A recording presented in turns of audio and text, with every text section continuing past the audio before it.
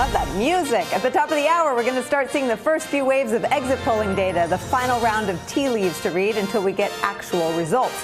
But for now, this is the best we've got. The Cook Political Report's final ratings. They say there are 75 competitive races going on right now in the House. And a good sign for Democrats, of those 75, 70 are held by Republicans.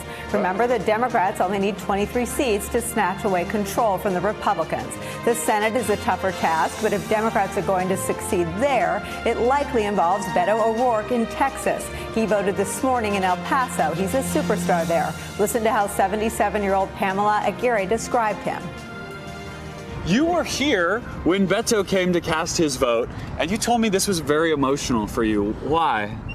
Well, because I wasn't expecting it, and because we think he's pretty important, and we're honored that he was here. Why is he so important? Because he represents everything that Donald Trump isn't. You're so proud. What will it feel like if you see him win this race tonight? Everything. Just everything. We want him to win. And we'll be watching the TV tonight with him. He'll be someplace in the city. But it'll mean just so much. It'll mean that, by gosh, we all still have a chance to have a decent country and with decent values, with decent relationships with other people. Wow, joining the conversation now from the Washington Post Power Up anchor Jackie Alemany. Jackie, it's amazing to see these voters and how emotional this vote is today. And we all can get lost in polls and focus groups and counting of seats and this and that. But you see that, and I've watched that 4 or 5 times, and it moves me every time. These elections, and no matter what side you're on, Republicans going out to vote for their candidates, Democrats going out for their candidates, the intensity seems to be unlike anything we've seen in recent midterms. Yeah, that's right, Nicole. And there's been so much cynicism and inflammatory rhetoric on both sides. But at the end of the day, it is so refreshing to see people genuinely enthused and inspired to be getting out to the polls today. And this Texas race, you know, that woman obviously is a 77-year-old woman. But I think the people making the biggest difference here are voters under 30. And, you know, people had largely written off this Beto race. Yes, it was attracting a lot of media attention, but GOP operatives were pretty confident that Cruz was going to win this race by double digits. Those operatives have quieted, though, in recent days as the early voting numbers have come in, showing that the race actually could be poised to be the most diverse and young electorate in voting in a midterm ever. And the epicenter of that being coming out of this Beto race in Texas. And, you know, even outside of these personality politics, Beto obviously has been a very captivating personality that has drawn a lot of young people to become civically engaged and involved. But even outside of that, we spoke with Jacqueline Corin, one of the founders of March for Our Lives, Parkland student, who said that young people are understanding that it is about the issues beyond the names and the personalities, that it's about really the issues that are on the ballot, especially things like gun violence and these, unfortunately, these shooting sprees and these massacres have really activated young people to get out there. Jim Messina, this was something that your campaign did better than I'd ever seen it done before. Young people were very inspired by President Obama, and that wasn't surprising, but they actually went out and voted for him, which they don't always do. I mean, I think young voters have some of the lowest turnout rates in the country. What are you seeing? I mean, first of all, how did you do that, and what are you seeing candidates like Beto replicate that might sort of throw this race up into a toss-up? Yeah, 10 years ago tonight, Barack Obama became president of the United States. And you saw pictures in the morning, we were just talking about it during the break, of lines for 2 miles of all these people waiting to vote for Barack Obama. And when I saw the Beto lines today, they look like those kind of lines.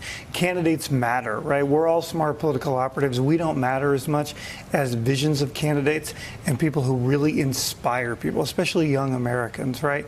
And Beto has done that. Stacey Abrams has done that. Andrew Gillum has done that. Then there is real grassroots organizing about getting people involved. You know, social media makes it much easier to organize galvanized folks today. The single most persuasive person, if you're going to vote, is your friend or family member saying, hey, I'm going to vote, come with me, let's go do this. And that's what people are doing for these candidates they really believe in. Do you think there's any chance that Beto will win tonight, Elise? I think there's definitely a chance, and I think that anyone. Me too, and polls don't have my head, but kind of enthusiasm, and I just wonder how much the polling models have missed being able to factor in youth turnout. And you look at what happened in the UK in the snap election in June 2017, and Theresa May thought she had a mandate, lost a ton of seats because youth turnout was up to 70%, which was previously unheard of in the UK. And so I wonder if we're going to see those kind of staggering numbers today. Jackie, you write about the youth vote, and Donald Trump's approval rating among young voters is, I think, 26%. But young voters need to be motivated by what they're for as much as what they're against. Do you see specific campaigns and candidates that have done a better job than others at putting out both the positive and the negative message?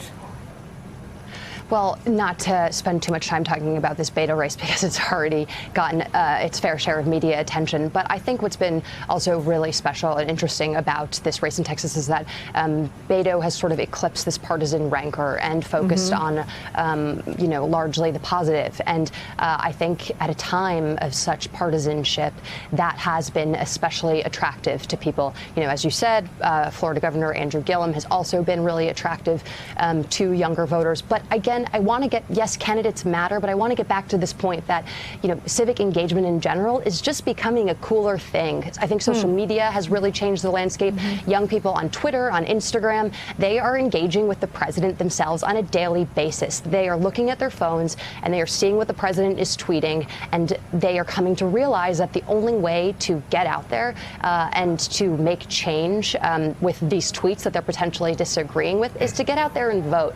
And, I also want to say there also has been tangible change. Jacqueline Corin of Parkland said to me that since the shooting, which was 8 months ago at Parkland, there have been 60 state laws that have changed, that have tightened gun control. This is inspiring to young people. I think we often underestimate and overlook young people, but they're paying attention. This is legislation that affects their lives. Steve Schmidt, if we let people vote on their phones, they would pick presidents. I mean, some of it is that we have outdated ways of voting in this country. I want your thoughts on that, but also on this reporting about the Donald Trump's GOP braces for Midwest massacre. On the eve of the 2018 midterms, Republicans are bracing for a massacre in the Midwest. This political climate is one that I've never seen in my lifetime, says chairman of the GOP.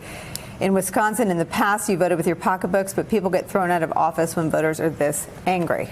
The choice to lash themselves to the mast of the SS Donald Trump was deliberate, was premeditated, and the result was entirely predictable. That this chairman talks about this like a caveman would ponder an eclipse or a thunderstorm and wonder what God had been angered by what activity of what other cave person is just beyond preposterous. It's beyond preposterous. I mean, Republicans should have seen this coming for a long, long, long time if, in fact, there is a repudiation of Trumpism tonight. But to say all of a sudden that, well, the political climate is terrible, as if it's providential, that it wasn't preventable, that maybe just saying, when Donald Trump lied 6,000 times this year, or he attacked every essential institution in the country, when he degraded our civic discourse, when he stoked a cold civil war in the country, Republicans didn't have to stand there and be quiet about it. They made the choice. They made their bed, and now they're going to lie in it. And I just want to say about Beto O'Rourke and Andrew Gillum, I mean, every superhero has to have the right nemesis. And for Beto O'Rourke, he's been very lucky in his choice of oppositional villains to get to run against. Because if there is a bigger fraud, if there is someone who has done more vandalizing of our civic discourse, short of Donald Trump, it's Ted Cruz, right? He was elected to the United States Senate. He had no desire to serve in the Senate. He immediately started running for president after he shut down the government on some nonsensical crusade. And so someone as fraudulent, as inauthentic. Somebody who Texans see and say, Donald Trump attacked this guy's father, attacked his wife. He won't stand up for them, but he's going to have our back. And I think you're seeing all of that manifest itself in the form of a very charismatic, very authentic, very honest candidate who pulled no punches, didn't try to move to the middle, went out there and said, I am who I am. I believe what I believe. I think we can do better. I saw Beto O'Rourke in Texas 2 times, including the rally in Austin attended by 50,000 people. Yeah. And he's not making a progressive argument. He's making an argument that as a country, we can do better. Hope versus fear. And in the history of the country, when hope and fear collide, hope has always prevailed. And what we're going to see tonight is if that holds true to form. You know Texas. What do you think is going to happen? I think the race is going to be very close. I'm from Texas. The first campaign I ever worked on was Ann Richards in 1994, which of course she lost to her future boss, George Bush. Whether he wins or loses, whether he comes up a little bit short, he has changed the future of Texas politics. Texas Democrats have, one of the problems they've had is they've gotten so used to losing, they don't know how to even think about winning again.